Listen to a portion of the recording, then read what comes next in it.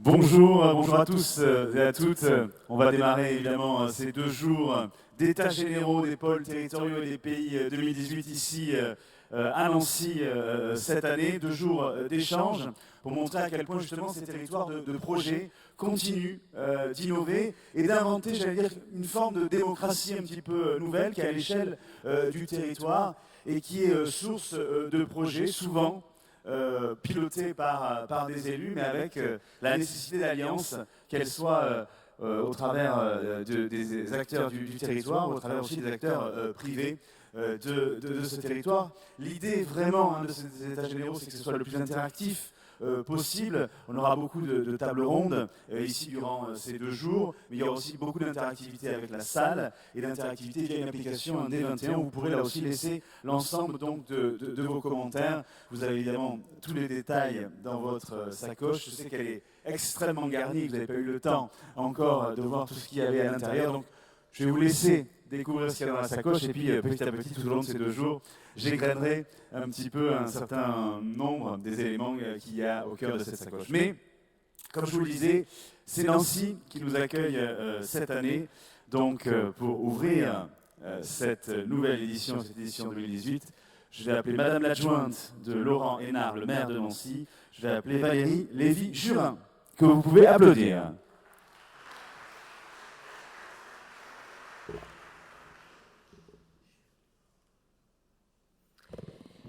Monsieur le Président, Monsieur le Sénateur Val, Monsieur le Président de la métropole du Grand Nancy, cher André, Mesdames et Messieurs les élus, vous êtes nombreux ce matin. Je saluerai les parlementaires, les élus régionaux, départementaux, municipaux et les représentants des pays, Mesdames et Messieurs les membres de l'ANPP, Mesdames et Messieurs.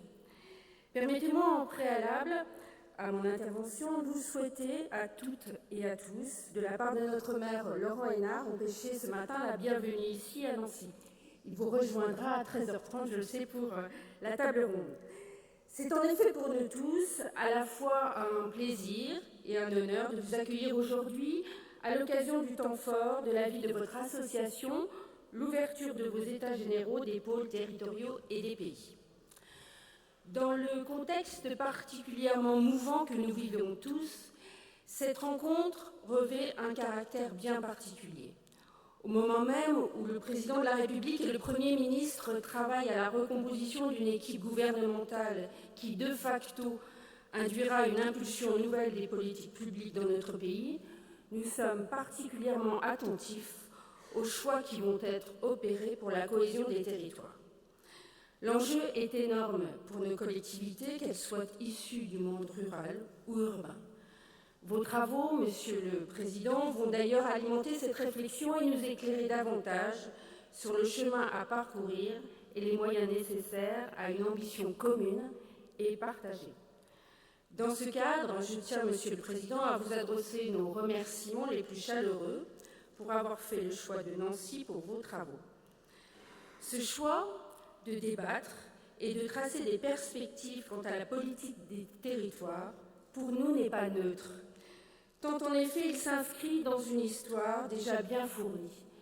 Nancy est une terre de réflexion, de proposition, à l'écoute des changements de notre société, comme ce fut le cas dès 1865, où à l'époque, et cela fit grand bruit dans l'empire de Napoléon III, 19 intellectuels et hommes politiques lorrains, de tout horizon, ont publié un recueil de discussions, de propositions autour de la décentralisation et de son application, appelé Programme de Nancy.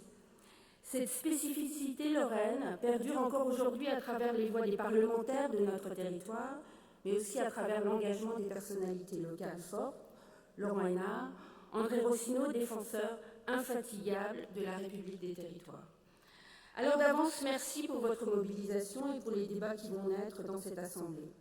Permettez-moi, en guise de conclusion, de reprendre quelques mots de l'introduction du programme de Nancy, document auquel je faisais référence tout à l'heure. À vouloir essayer de plaider en France la cause de la décentralisation, on pourrait croire qu'on perdait sa peine. Aujourd'hui, on peut dire qu'on risquerait de perdre son temps, cette cause étant gagnée ou tout près de l'être. Elle est gagnée non dans les faits, car l'omnipotence administrative n'a jamais été portée plus loin qu'elle ne le fut de nos jours, mais dans les esprits, où il est clair que se fait actuellement un accord, fruit d'une longue et commune expérience et précurseur d'une grande réforme. Puissent ces mots et cet esprit vous accompagner, mesdames et messieurs, pendant vos travaux. Travaux fructueux à vous. Belle journée. Merci beaucoup Valérie Lévy-Jurin, adjointe donc au maire de Nancy, que nous retrouvons et cet après-midi et ce soir, je crois, puisque là aussi on sera à l'hôtel de ville ce soir. Et puisque, madame, vous en parliez, il y a un infatigable défenseur des territoires, il est de chez vous. On va accueillir André Rossino, président de Nancy Métropole. André Rossino.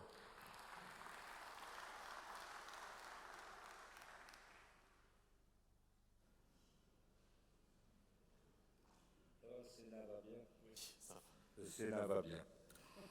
On compte sur le Sénat dans ces moments un peu d'agitation politique pour apporter la pondération qui sied. On a fait référence à Napoléon. Les temps ont passé. Imaginiez-vous à un moment que toutes les communes de France seraient membres d'une intercommunalité. C'est le cas aujourd'hui. Qu'est-ce qu'on fait de son intercommunalité lorsqu'on en est membre? Il y a des variations fortes sur l'efficacité, l'ordonnancement, la passion, mais en tout cas c'est irréversible. C'est irréversible. Et je trouve quelquefois que mes amis de l'AMF, dont j'ai été le secrétaire général, sont un petit peu en retard. Il ne faut pas mener de combat de retardement dans la vie publique. Surtout pas aujourd'hui, parce que les choses changent brutalement dans le monde, la violence, la fragilité intrinsèque même sur le plan des valeurs et des idées dans une partie des pays de l'Europe. Et aujourd'hui, il faut être profondément républicain. Et si je parle de république des territoires, ça veut dire que toutes les valeurs républicaines avec leurs exigences doivent être diffusées, doivent être assumées, et notamment par les élus. Mais il y a aussi une chose aujourd'hui qui évolue. Pour gérer les territoires, il n'y a pas que les élus. Certes, il y a la légitimité démocratique, mais la société des territoires a beaucoup évolué. Et par exemple, chez nous, nous avons fait un projet métropolitain qui n'est pas un projet de territoire, c'est un projet de la société métropolitaine. Toutes celles et tous ceux qui vivent, qui travaillent, qui inventent, nous les avons associés à notre projet. Je pense que dans les territoires, pour bâtir un projet, c'est exactement la même chose. Il y a des territoires, il y a des conseils municipaux, tout ça c'est bien.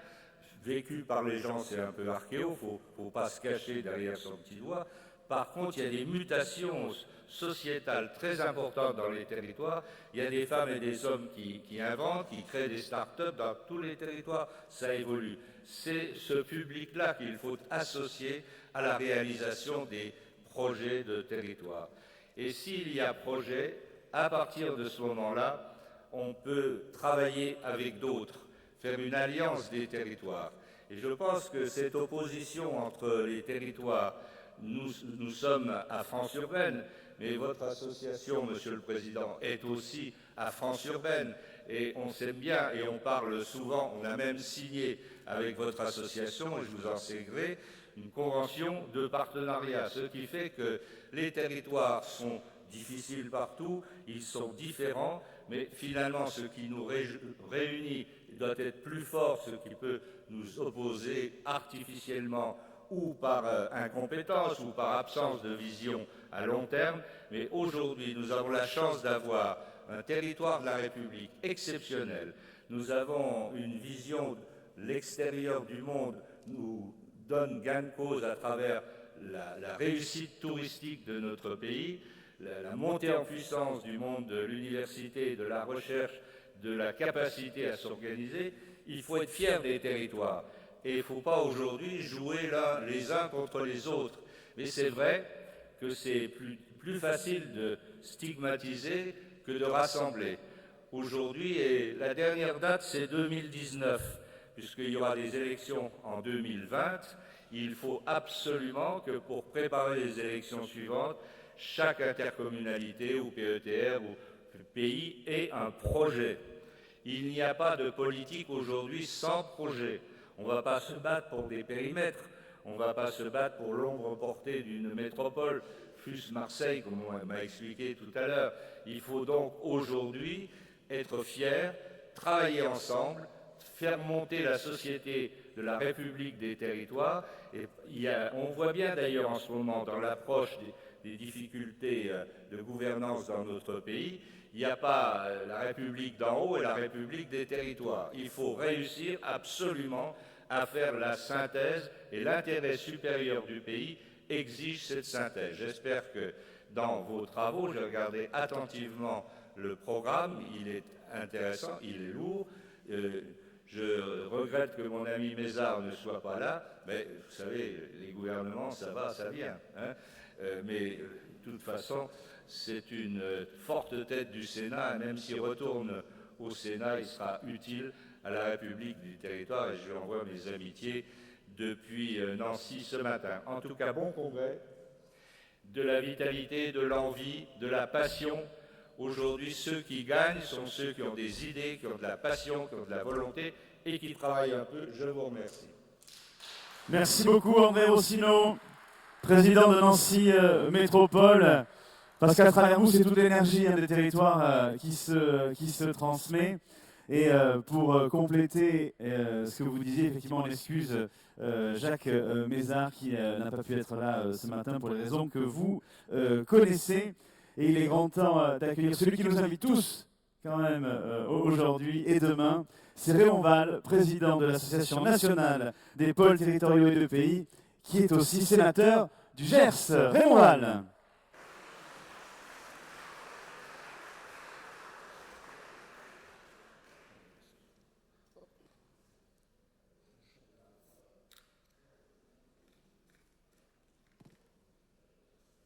Bien. Bonjour à tous. Alors, évidemment, après l'intervention de mon ami André Rossino, je me suis posé la question pendant un petit moment, un court moment, qui était le président de la NPP. Car, quel plaidoyer. Merci, cher André, merci de cet accueil. Alors, je voudrais reprendre, bien sûr, un petit peu le protocole et remercier Mme Valérie Jurin, maire adjointe de Nancy, qui nous a accueillis. Et je voudrais lui dire que c'est pas évident d'être au pied levé comme ça, invité à venir faire l'accueil de notre association, mais rassurez-vous, il n'y a que des gens ici qui sont impliqués dans des projets de territoire et qui vivent au quotidien tout ce que vous avez dit. Et donc, encore une fois, merci. Merci à la ville de Nancy, merci à la métropole, merci aussi au conseil départemental de la Meurthe-et-Moselle. Je ne sais pas si M. Mathieu Klein est là ou il sera là dans la journée. Et puis merci aussi à la région du Grand Est, donc, qui est représentée par M. Jean Robner, ou en tout cas un représentant de M. Jean Robner est peut-être présent, M. Franck Leroy.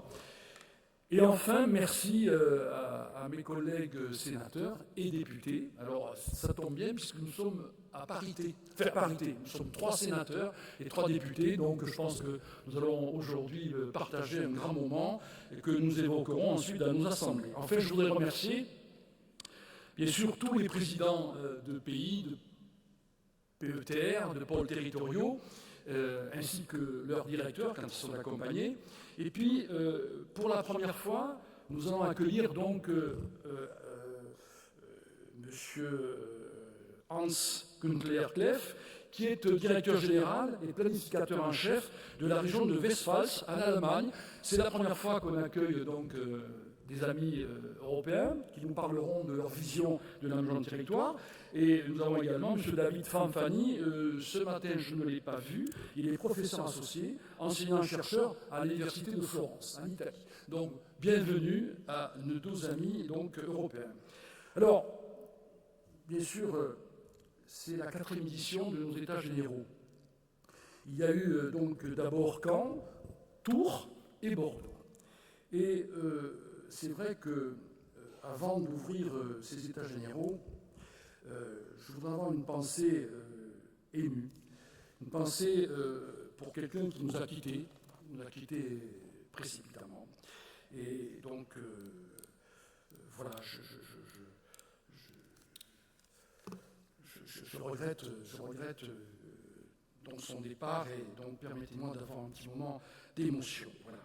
C'est donc Jean-Pierre Jalot, qui était premier vice-président de notre association, et sa disparition est pour nous assez terrible, puisque c'est un homme qui s'est beaucoup battu pour cette idée des pays, avec enthousiasme et avec conviction. Effectivement, la démarche des pays des PETR est enthousiasmante. Pourquoi ? Parce qu'elle réunit, comme l'a dit André Rossinon, des hommes et des femmes de territoire qui sont d'abord passionnés. Ils sont passionnés et puis ils sont capables de dépasser leurs divergences pour donner à ce territoire un projet. Et ce projet, ils ont compris qu'ils devaient le partager, avec tous les acteurs de ce territoire. Et Dieu sait si c'est difficile, dans la période que nous traversons, de faire participer les hommes et les femmes de la société civile à notre action d'élus. Mais pourtant, je crois que c'est une condition incontournable. Incontournable parce qu'elle constitue, je crois, une complémentarité qui garantit à ce projet de territoire d'avoir d'abord un sens et ensuite donc d'avoir une réalité qui aujourd'hui fait que, ça a été souligné, les métropoles sont là, elles ont une compétition, 200 métropoles dans le monde créent la dynamique de l'économie donc mondialisée. Nous avons aujourd'hui, dans ces 200 métropoles, peut-être 4 ou 5 métropoles qui jouent dans le même jeu. Les autres métropoles, qui ne sont pas des métropoles européennes, se constituent, mais ce combat est féroce. Et ces métropoles, effectivement, il faut les soutenir dans ce combat. C'est ce qu'a rappelé M. André Rossinon. C'est vrai que très rapidement, les premiers contacts qu'on a établis dans les territoires avec certaines métropoles ont permis, c'est trop peu, de signer 3 contrats de réciprocité. 3 contrats de réciprocité qui sont basés d'abord sur un dialogue.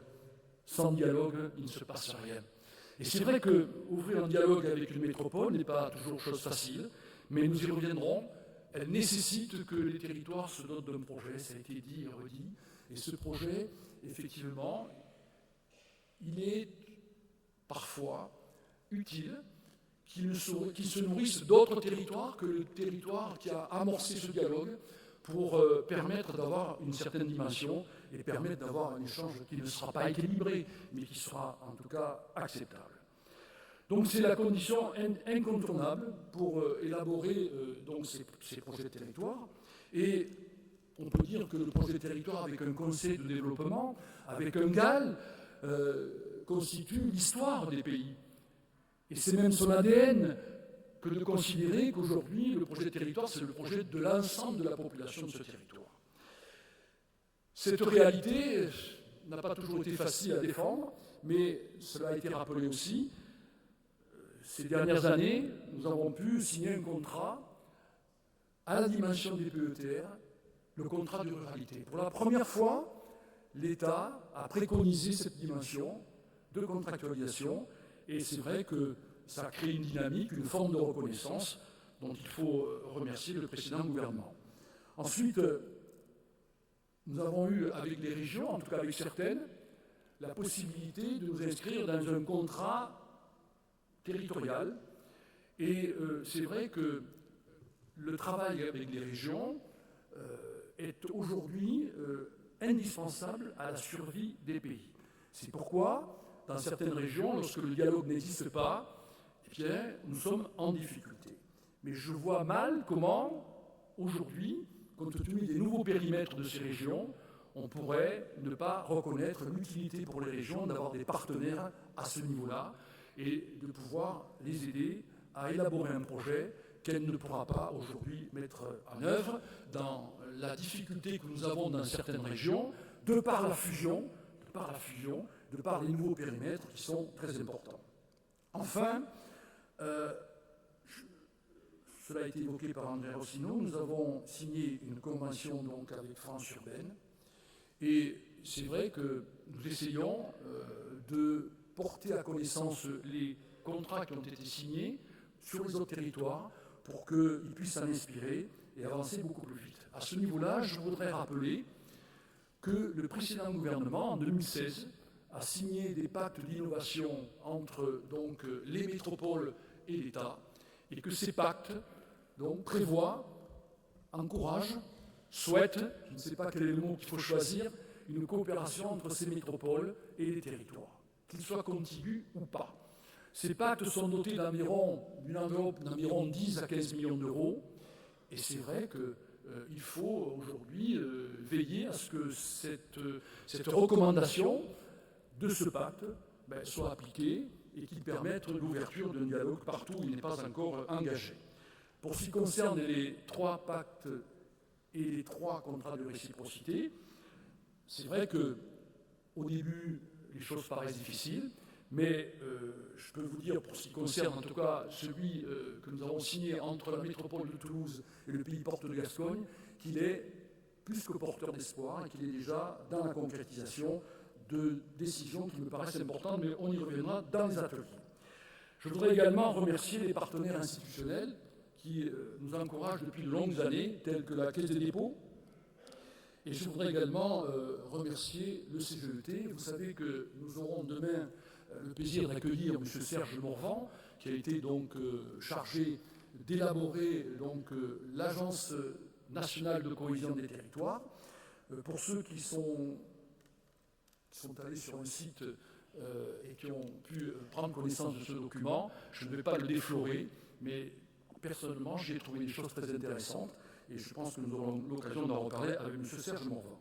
Enfin, je voudrais vous dire que nous avons signé tout à fait récemment une convention avec l'Assemblée des communautés de France, puisque les pays et les PETR ont vocation à rassembler des territoires. Ces territoires sont des intercommunalités et que, évidemment, dans la finalité, le territoire du PETR ou du pays est appelé à devenir une grande intercommunalité, parce qu'il se sera justement doté d'un territoire. Et si aujourd'hui, tous les élus, et ils ont raison, demandent à ce qu'on arrête de modifier les textes de loi, parce que ceux qui ont été votés en 2014 sont déjà très difficiles à appliquer, ils ont parfaitement raison, et que les seules possibilités de faire bouger ces territoires dans ces périmètres de pays de PETR, c'est justement de se doter d'un projet, de mutualiser et de confier donc à ce PETR, à ce pays, bien l'organisation de la démarche qui l'amènera à un projet de territoire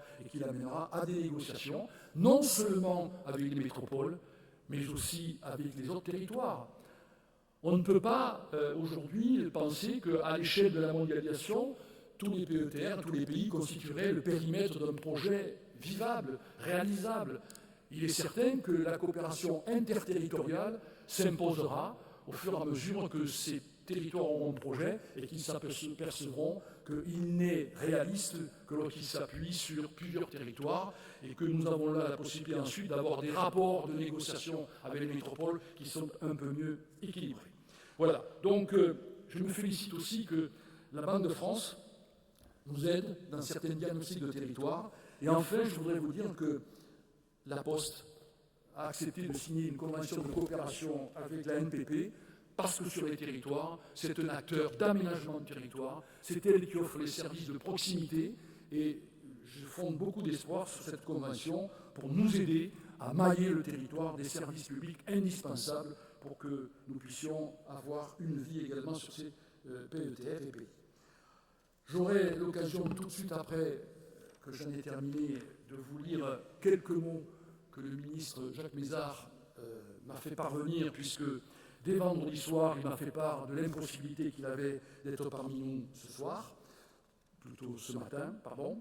Et je voudrais également remercier Frédéric Reiss, député du Bas-Rhin, qui est ici présent, et qui anime donc le groupe de parlementaires qui soutient depuis déjà de longues années cette idée de pays et de PETR. Et je voudrais dire aussi que Jean-François Césarini, qui est ici présent et député de Vaucluse, est également passionné de l'aménagement du territoire et des territoires de projet, et que nous aurons le plaisir de l'écouter en fin de soirée, parce qu'il est l'auteur avec le député Viala d'un rapport sur lequel on a un peu échangé ce matin, et qui amène aussi un éclairage sur la problématique. Tout ça, je crois, est vraiment fait que nous sommes aujourd'hui dans l'actualité, et je n'ai pas résisté au fait de vous dire qu'il était grand temps que nous ayons un éclairage sur la politique du gouvernement en matière d'aménagement du territoire. Parce que je pense que, comme un grand nombre d'entre vous, j'ai lu ce que Jean Viard a écrit, et je voudrais le citer, quant à la nécessité d'avancer sur une nouvelle politique. Il dit « Sortir d'une vision imposée d'en haut et décliner uniformément sur tout le territoire, et que le projet de territoire devienne la règle, que l'intervention de l'État tienne compte des différences et des spécificités propres à chaque territoire, de manière à ce que, évidemment, on puisse donc sortir depuis 40 ans où l'on bricole les évolutions plutôt que de remettre à plat les choix précédents et d'y intégrer les nouveaux enjeux écologiques, collaboratifs, sociétaux, culturels, politiques. Face aux fractures que nous vivons, le moment est venu de faire à nouveau France par les territoires. Je crois que ça résume un petit peu la situation. En tout cas, nous, à la NPP, on est prêts. On est prêts puisqu'il y a environ 262 territoires de projet qui structurent le territoire national. Ça représente quand même 75% de la surface métropolitaine. Et évidemment, je n'oublie pas nos amis corses qui récemment ont créé plusieurs pays, ainsi que les territoires d'outre-mer. Tout ceci concerne environ 30 millions de Français. Et donc, c'est je crois, très représentatif à la fois de la volonté de ce territoire de se donner une dynamique, mais aussi la responsabilité que ça donne à nous, associations NPP, de défendre donc cette idée. Pour avoir participé dernièrement à la délégation aux collectivités territoriales du Sénat, je peux vous dire aussi que le statut de l'élu est aussi un problème. Et que nous en avons parlé avec passion à la ministre que nous aurons le plaisir d'accueillir, Jacqueline Gouraud, qui devrait clôturer donc demain. Mais bon, l'incertitude de l'actualité posera peut-être des problèmes. Mais en tout cas, j'espère qu'elle sera là. En tout cas, je voudrais que vous sachiez que, au cours de ces discussions, qui ne sont pas terminées, qui devraient déboucher pour le Sénat par des propositions, nous avons rappelé la difficulté aujourd'hui des élus locaux, parfois leur découragement, parfois leur envie d'abandonner. Il faut les protéger. Il faut simplifier les lois, et il faut les accompagner autant que faire se peut dans un travail qui est difficile. Et il faut peut-être aussi veiller à ce que l'équilibre entre l'intercommunalité et la commune soit peut-être revu. La représentation dans l'intercommunalité a été un des éléments qui est remonté des territoires comme un élément qui décourage certains élus de petites communes. Et tout ça est à revoir. Sachez qu'on y travaille. Je pense qu'à l'Assemblée nationale, il y a également une délégation qui travaille, mais c'est un sujet qui est important pour l'avenir. Enfin, je suis aussi inquiet pour avoir été reçu récemment par Région de France. Une représentation de ces régions m'a permis de dialoguer sur, évidemment, les projets de territoire, mais le retour que j'ai eu actuellement m'inquiète et je voudrais lancer un appel pour que le dialogue reprenne le plus rapidement possible entre le gouvernement et les régions de France. Je ne vois pas comment une nouvelle politique d'aménagement de territoire pourrait se mettre en place sans qu'elle soit partagée par les régions et les collectivités territoriales, parce que je ne vois pas comment elle pourrait réussir. Donc j'espère que ce désaccord momentané va rapidement trouver une solution et que le dialogue se renouera le plus vite possible pour que nous puissions, sur les territoires, dans les territoires, travailler également avec la région pour élaborer ces projets et les mener, bien sûr, à bon terme. Vous savez que ces États généraux donc, ont programmé 3 grands thèmes. L'alliance des territoires et le développement des alliances publiques-privées. À ce niveau, je voudrais également remercier tous les partenaires privés qui sont ici présents, qui nous accompagnent. C'est vrai que ce dialogue et la complémentarité des territoires est un élément important pour la réussite donc, de ce projet de territoire. Le deuxième thème, c'est la concertation territoriale. Bien, nous l'évoquions tout à l'heure. Il nous faut encore, donc, il ne servira à rien de décider d'un projet sans qu'il soit partagé. Et c'est vrai que la culture des pays, là, depuis longtemps, à travers les conseils de développement, à travers l'EGAL, fait participer la société civile et les forces vives d'un territoire, donc nous en reparlerons tout à l'heure. Et enfin, un sujet qui me tient à cœur, c'est l'avenir des fonds européens. Alors, non seulement les territoires, les pays et d'autres, ne doivent plus revivre le dysfonctionnement et les retards insupportables qu'ils ont subis lors de cette génération de leaders, mais il doit aussi participer plus concrètement au renforcement des liens entre territoires européens. L'Europe ne se fera que si les territoires participent à cette coopération.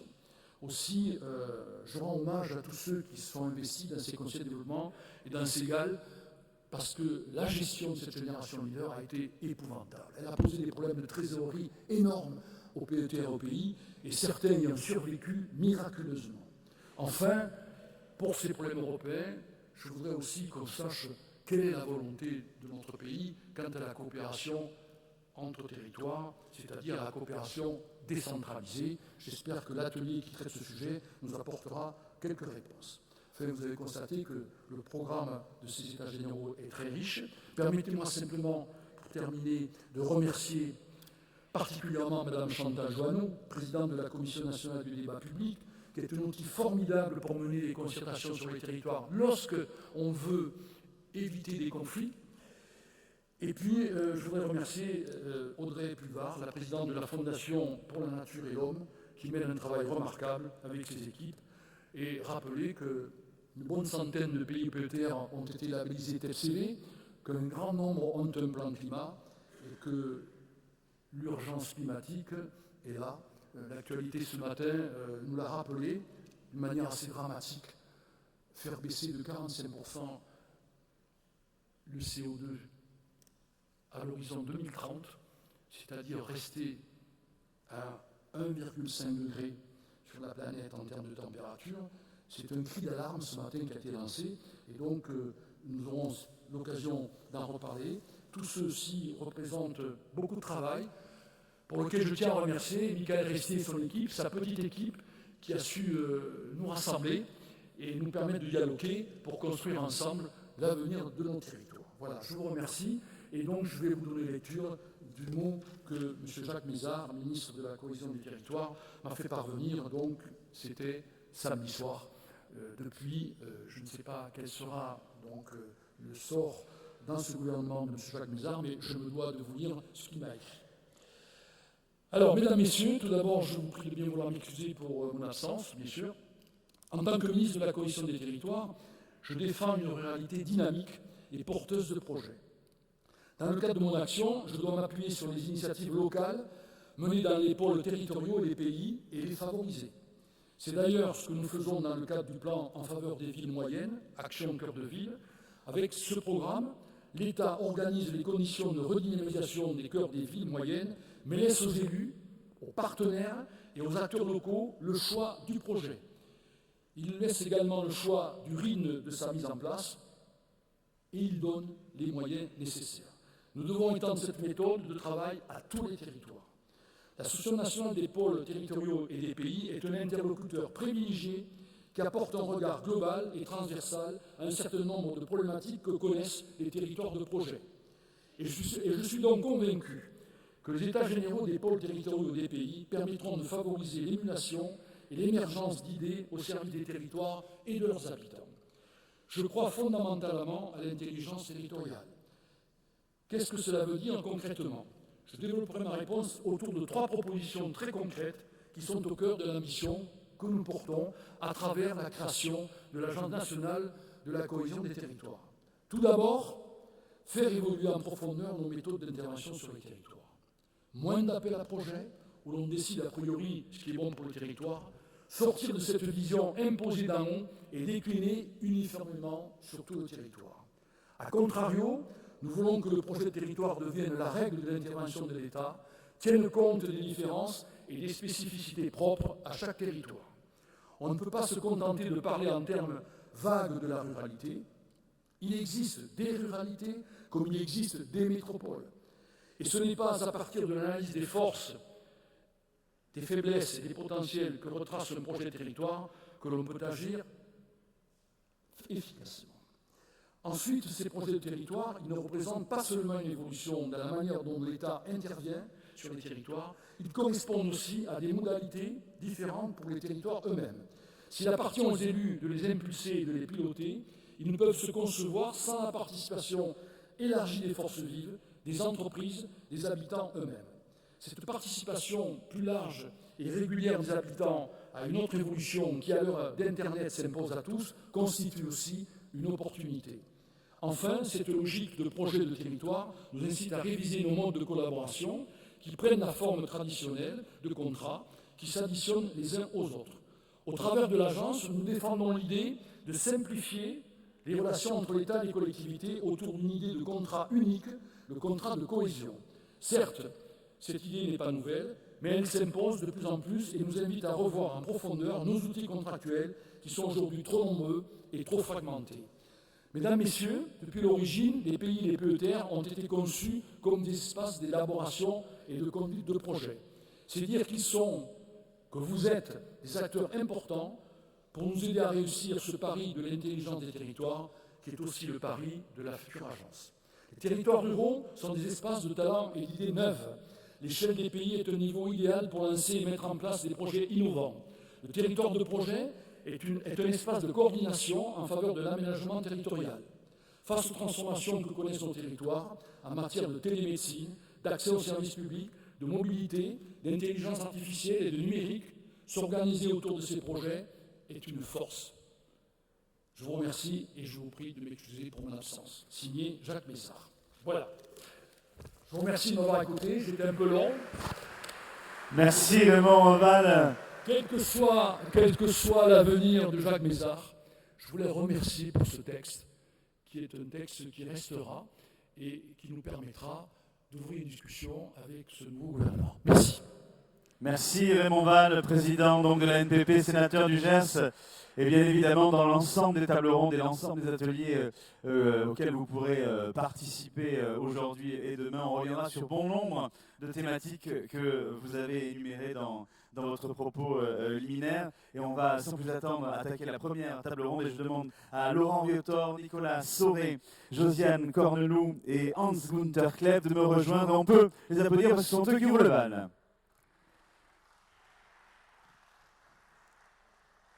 Je vous demande de me rejoindre.